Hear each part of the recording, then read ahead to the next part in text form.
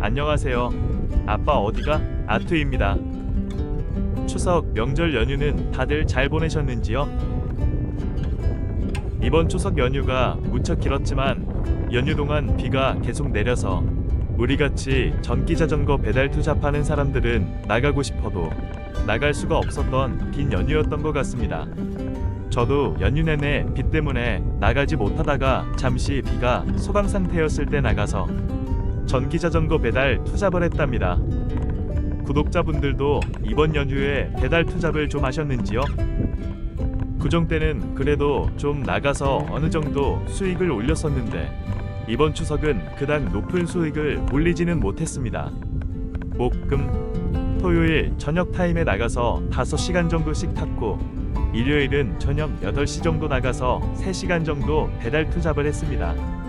그래도 목, 금요일은 비교적 콜량이 좀 있어서 프로모션 위주로 하였지만 토요일은 오후에 비가 내리기 시작해서 프로모션 한 개 완료하고 나서 비가 더 많이 내려서 자전거 주차하고 자동차로 이어서 했답니다.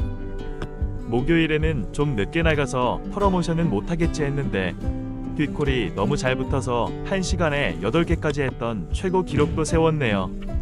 콜 받아서 출발하면 바로 콜이 와서 도착지와 같은 아파트에 배달을 주어서 묶음 배송처럼 2개, 3개까지 콜을 받았었습니다. 제가 사는 동네는 배민 로드러너로 받게 할 수가 없어서 콜 받고 가는 중에 추가 콜을 받을 수는 없지만 픽업 완료 누르자마자 뒷콜을 주긴 하더라고요. 모든 날들이 이날처럼 콜을 잘 주는 건 아니니 오해 마시고요. 콜이 퍽 몰아치고 나면 또 언제 그랬냐는 듯이 콜사의 시간이 온답니다. 저는 주로 배민 로드러너로 배달 투잡을 하고 있고요. 프로모션 시간과 보상을 보며 쿠팡이 더 좋을 때는 쿠팡을 타고 배민 로드러너가 더 좋을 때는 로드러너를 한답니다. 배민 로드러너가 항상 콜을 많이 주진 않습니다. 어떨 때는 1시간에 1건에서 2건 하는 경우도 있답니다. 일요일 저녁에 2시간 반 동안 6건 프로모션이 있었는데요. 무난하게 완료하겠지 하고 나갔다가 5개까지 하고 완료 못했답니다. 완전 김 빠져서 5개 하고 그냥 복귀했답니다. 참고로 저는 자동차로 할 때는 쿠팡을 한답니다.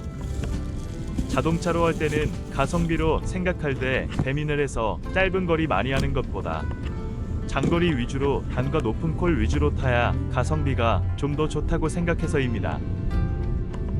지난 주말 토요일처럼 저녁 비가 올 때는 1시간에 2건에서 많게는 3건 정도 밖에 하지 못한답니다.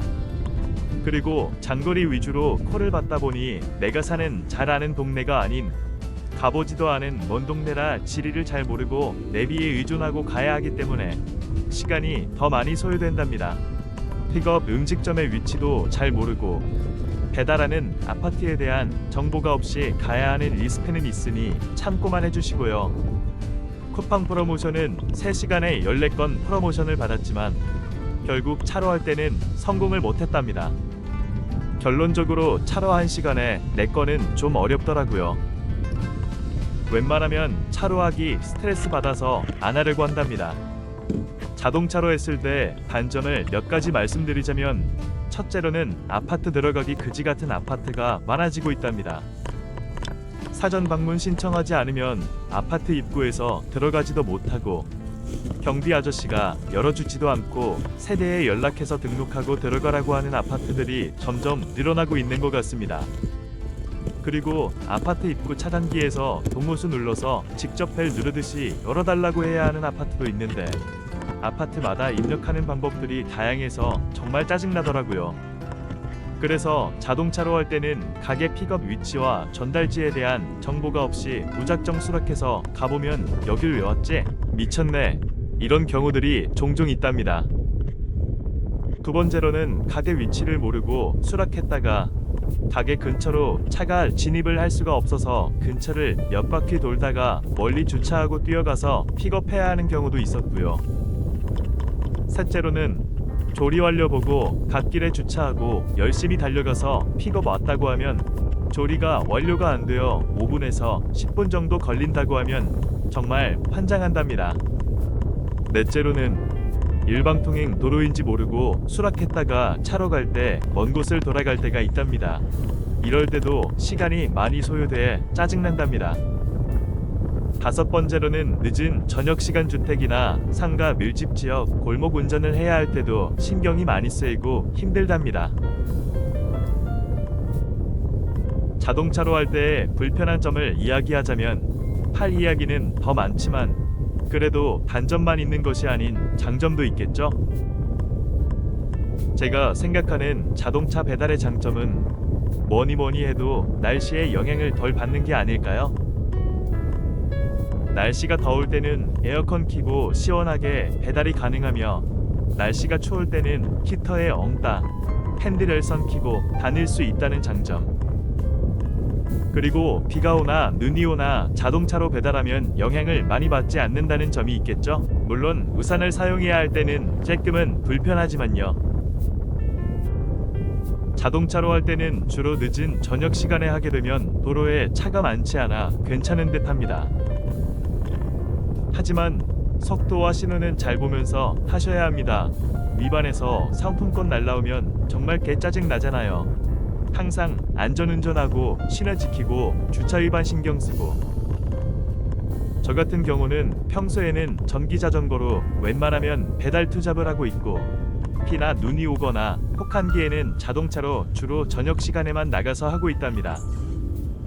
전기자전거는 이런 곳도 통과할 수 있어서 좋답니다. 공감하시죠? 공감하신다면?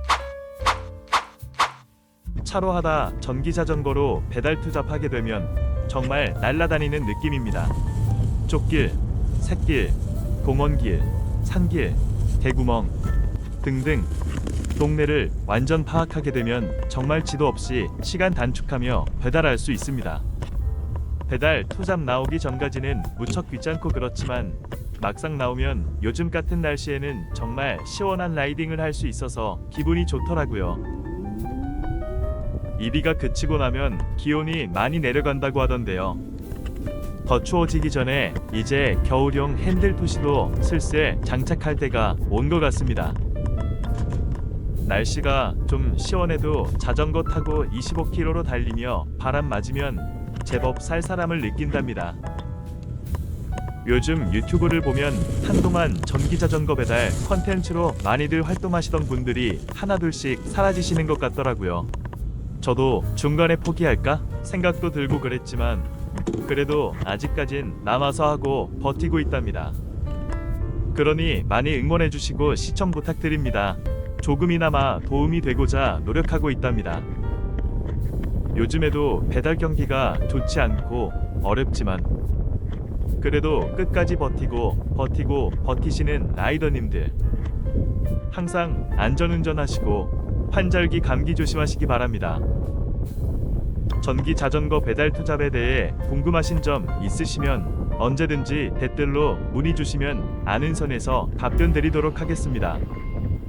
오늘도 사랑하는 가족들을 위해 열심히 달리시는 라이더님들 오늘도 수고하셨습니다.